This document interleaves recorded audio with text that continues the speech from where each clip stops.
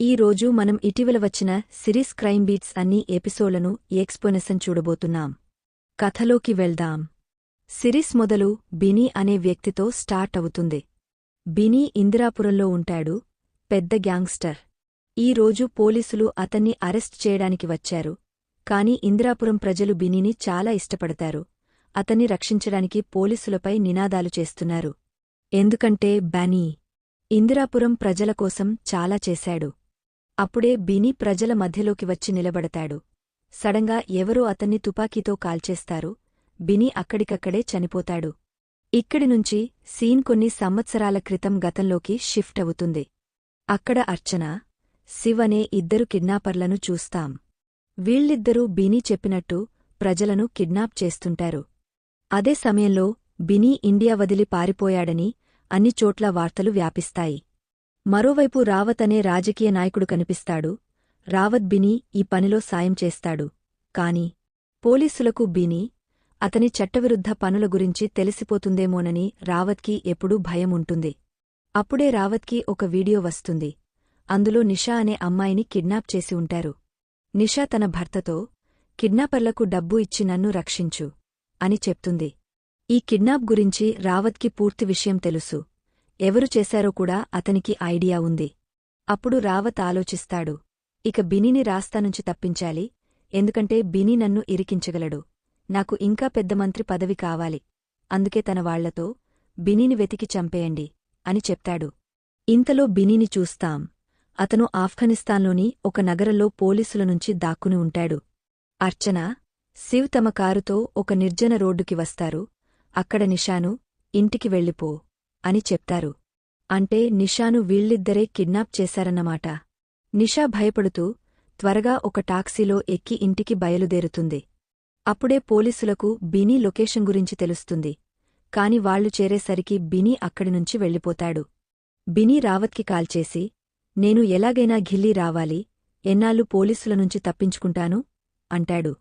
రావత్, నీవు సరెండర్ చేయి, నేను ఢిల్లీ సీఎం అయ్యాక నిన్ను జైలు నుంచి విడిపిస్తాను అంటాడు. కాని బినీకి రావత్ మాటలపై నమ్మకం లేదు. సరెండర్ అవడానికి నో చెప్తాడు. ఇక్కడ అభిషేక్ అనే రిపోర్టర్ని చూస్తాం. అతను డైలీ న్యూస్ ఛానల్లో పనిచేస్తాడు. అభిషేక్ ఆ టాక్సీ డ్రైవర్ అశోక్తో ఇంటర్వ్యూ తీసుకుంటాడు. అశోక్ నిషాను టాక్సీలో ఢిల్లీకి చేర్చాడు. అశోక్, ఆ అమ్మాయిని ఢిల్లీలో దింపిన తర్వాత కొందరు ఆఫీసర్లు నా దగ్గరకు వచ్చారు.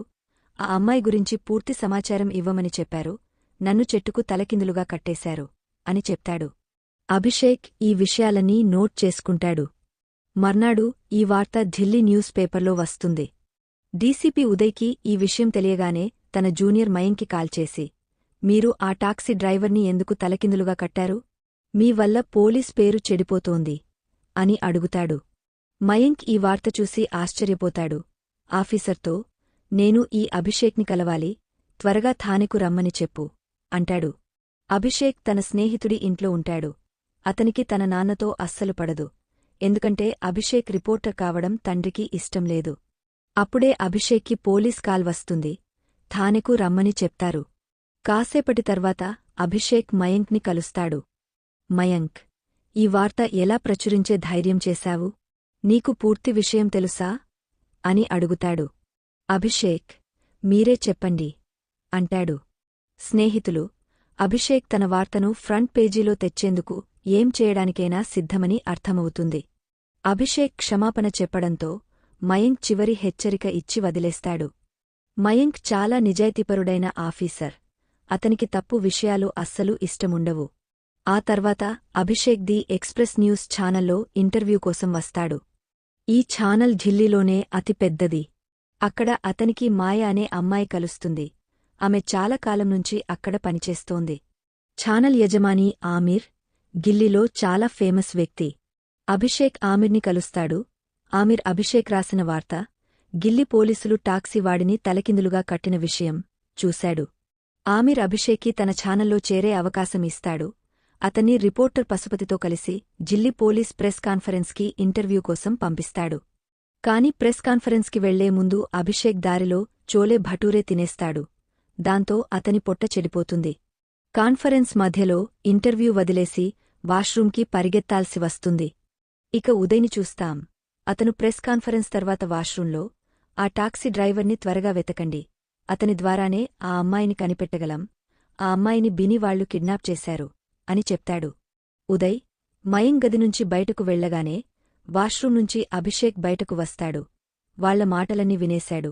అంటే అతనికి మరో వార్త దొరికింది. అభిషేక్, పశుపతి ఆమిర్ని కలుస్తారు. పశుపతి, అభిషేక్ ఇంటర్వ్యూ సమయంలో వాష్రూంకి వెళ్ళిపోయాడు అని చెప్తాడు. ఇది విని ఆమిర్కి చాలా కోపం వస్తుంది. నీలో పనిచేసే తపనేలేదు అని అభిషేక్ని ఉద్యోగం నుంచి తీసేస్తాడు. ఆమిర్ ఇంటికి వెళ్తుంటే అభిషేక్, సార్, నా దగ్గర బిని గురించి పెద్ద వార్త ఉంది, ఈ ఛానల్ని ముందుకు తీసుకెళ్లడానికి నేను ఏం చేయడానికైనా సిద్ధం అంటాడు. అభిషేక్ ఎన్నో వేడుకోళ్ల తర్వాత ఆమిర్ అతన్ని మళ్లీ ఉద్యోగంలోకి తీసుకుంటాడు. ఇక్కడ తెలుస్తుంది, ఆమిర్ బినీని చాలా కాలం నుంచి తెలుసు, వాళ్ళిద్దరి మధ్య పాత శత్రుత్వముంది. ఈ శత్రుత్వం ఏంటో తర్వాత తెలుస్తుంది. ఆమిర్ ఉదయ్కి కాల్ చేసి, రేపు నీతో కలవాలి అంటాడు. మరోవైపు బినీ ఒక ట్రక్కులో ఆఫ్ఘనిస్తాన్ సరిహద్దు దాటేస్తాడు. పోలీస్ గుజ్జచారి నూర్కి కాల్ చేసి, బినీ సరిహద్దు దాటుతున్నాడు అని చెప్తాడు. నూర్, అతని సహచరులు అక్కడ చెక్ చేయడానికి చేరుకుంటారు, కాని బినీ కనిపించడు. ఇక్కడ బినీ అర్చనాకు కాల్ చేసి, రేపు ఇందిరాపురం వాళ్లకు సంతోషదినం అవుతుంది అని చెప్తాడు. అంటే బినీ ఇందిరాపురం వాళ్లకు ఏదో పెద్దది చేయబోతున్నాడు. మర్నాడు ఉదయం ఇందిరాపురంలో డబ్బుల వర్షం కురుస్తుంది. అది చూసి అందరూ ఆశ్చర్యపోతారు. ఆ డబ్బుల వర్షాన్ని బెనీ చేయించాడు స్నేహితులు. ఆమిర్ ఉదయ్ని ఒంటరిగా కలిసి, నీవు నాకు బినీ గురించి సమాచారం ఇవ్వు, నేను దాన్ని నా పత్రికలో వేసి జిల్లివాళ్లకు బినీ నిజస్వరూపం చూపిస్తాను అంటాడు. కాని ఉదయ్ బినీ గురించి ఏమీ చెప్పడానికి నిరాకరిస్తాడు.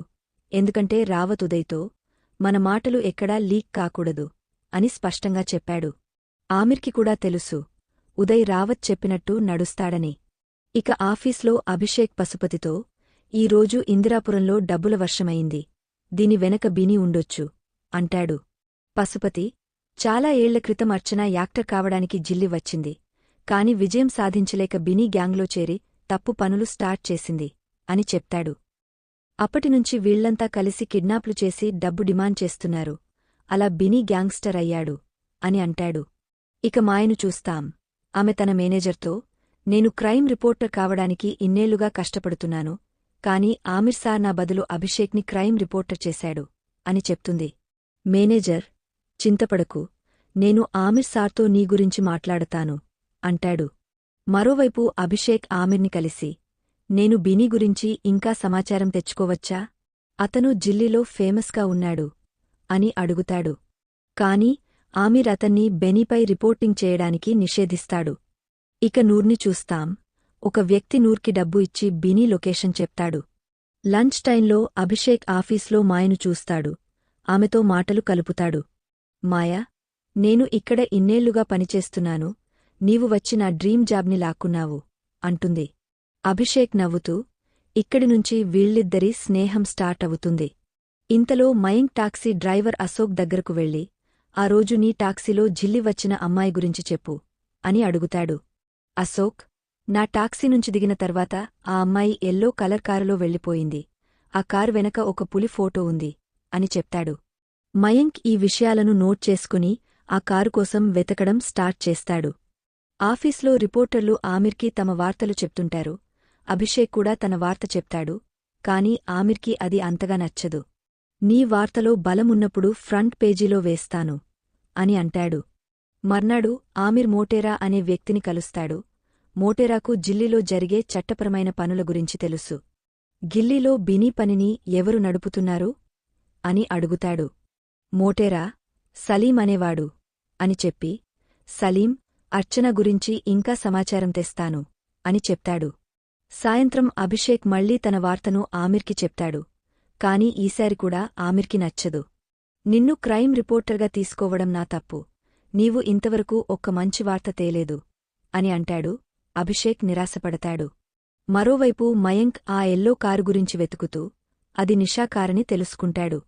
మయంక్ ఉదయ్తో, బినీ రితేష్ బన్సల్ భార్య నిషాను కిడ్నాప్ చేశాడు, రితేష్ కామన్వెల్త్ గేమ్స్ కాంట్రాక్టర్ అని చెప్తాడు. ఉదయ్ మయంక్తో, రితేష్, నిషాను థానెకు పిలవు అంటాడు. ఇక అర్చన, శివ్లను చూస్తాం. వీళ్లు పెద్ద వ్యాపారి మహాజన్ కొడుకు అమిత్ని కిడ్నాప్ చేసే ప్లాన్ వేస్తారు. అతన్ని వెంబడిస్తున్నారు. ఆఫీస్లో పశుపతి అభిషేక్తో, మంచి క్రైమ్ రిపోర్టర్ కావడం కష్టం, త్వరగా ఏదైనా చెయ్యి, లేకపోతే నిన్ను ఇక్కడి నుంచి తీసేస్తారు అంటాడు. అభిషేక్ టెన్షన్లో పడతాడు. అతనికి ఎలాగైనా వార్తను ఫ్రంట్ పేజీలో తేవాలి. స్నేహితుడు రఘుతో, రాత్రి ఇంద్రాపురంలో బినీ ఇంటికి వెళ్లి రిపోర్టింగ్ చేస్తాను, అప్పుడు నా వార్త ఫ్రంట్ పేజీలో వస్తుంది అంటాడు. కాని ఈ పని అంత సులభం కాదు. మర్నాడు ఉదయం అభిషేక్, రఘు బినీ ఇంటికి చేరుకుంటారు. ఆ ఇల్లు చాలా కాలంగా మూసి ఉంది. అభిషేక్ లోపలికి వెళ్లబోతుంటే ఒక వ్యక్తి వాళ్లను పట్టుకోబోతాడు. వాళ్ళిద్దరూ తప్పించుకుని పారిపోతారు. మరోవైపు అర్చన అమిత్ని వెంబడిస్తూ ఒక పబ్కి వస్తుంది.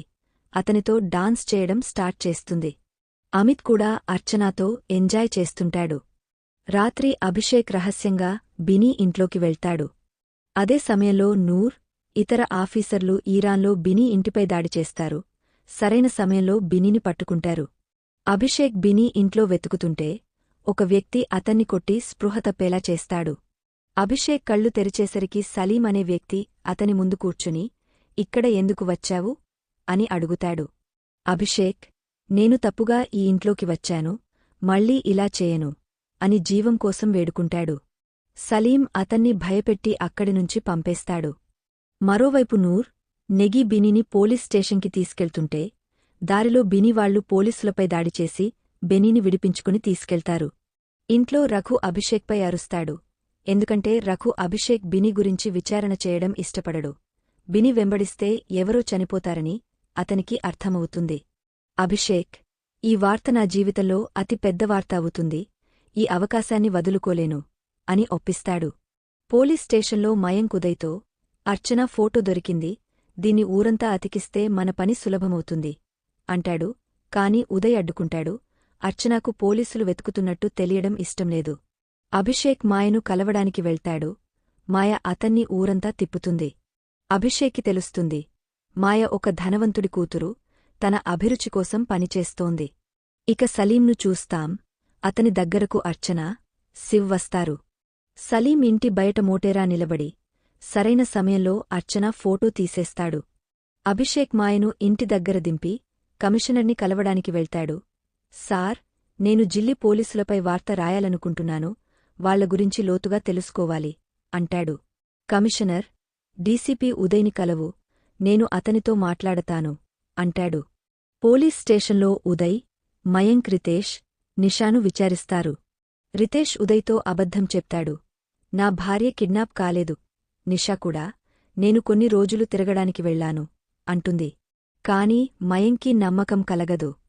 అప్పుడే నిషా ముందు అశోక్ వస్తాడు. అతన్ని చూసి నిషా బలవంతంగా నిజం చెప్పాల్సి వస్తుంది. అర్చన అనే అమ్మాయి నన్ను కిడ్నాప్ చేసింది, వాళ్లు నా భర్త నుంచి డబ్బు తీసుకున్నారు అని చెప్తుంది. రితేష్ కూడా నిజం బయటపెడతాడు. విచారణ అయిన తర్వాత అభిషేక్ ఉదయ్ని కలిసి, నేను పోలీసుల గురించి మంచి వార్త రాయాలి అంటాడు. ఉదయ్ మయాంక్తో, ఈ అబ్బాయిని కొన్నాళ్లు నీతో ఉంచు, మనపై మంచి ఆర్టికల్ రాయనివ్వు అంటాడు. మయాంక్ ఉదయ్ మాట విని అభిషేక్ని డ్యూటీలో తీసుకెళ్తాడు. రాత్రి వీళ్ళిద్దరూ ఒకచోట కూర్చుంటే అభిషేక్, సార్, ఇన్ని పనులు చేస్తూ కుటుంబాన్ని ఎలా చూసుకుంటారు అని అడుగుతాడు. మయాంక్, పోలీస్ జీవితం చాలా వింతగా ఉంటుంది, అర్ధజీవితం దేశ రక్షణలో, అర్ధం కుటుంబంతో గడుస్తుంది అంటాడు. మాటల్లో మయాంక్ అర్చన ఫోటో చూపిస్తూ, ఈ అమ్మాయి ఎక్కడైనా కనిపిస్తే నాకు చెప్పు, ఇది బినీ సహచరి అంటాడు. మరోవైపు బినీ ఘిల్లికి వెళ్లేందుకు సిద్ధమవుతాడు. నకిలీ రోగలా రూపం మార్చుకుని వస్తాడు. కాని నూర్కి ఈ విషయం తెలిసి రావత్కి చెప్తాడు. రావత్ షాక్ అవుతాడు. బినీ ఘిల్లికి రావడం ఇష్టంలేదు, అది తనకు కష్టాలు తెస్తుందని భావిస్తాడు. ఆమిర్ పోలీస్ స్టేషన్కి వచ్చి ఉదయ్కి అర్చన, సలీం కలిసి ఉన్న ఫోటో చూపిస్తాడు. ఈ ఫోటో మోటేరా ఇచ్చాడు. కాని ఉదయ్ సలీంను అరెస్ట్ చేయడానికి నిరాకరిస్తాడు. అప్పుడే రావత్ నుంచి కాల్ వస్తుంది. బినీ నెక్స్ట్ ఫ్లైట్లో జిల్లికి వస్తున్నాడు, ఎయిర్పోర్ట్లో అరెస్ట్ చేయి అని చెప్తాడు. ఉదయ్ ఎయిర్పోర్ట్కి వెళ్తాడు. కాని బినీ అక్కడ లేడు.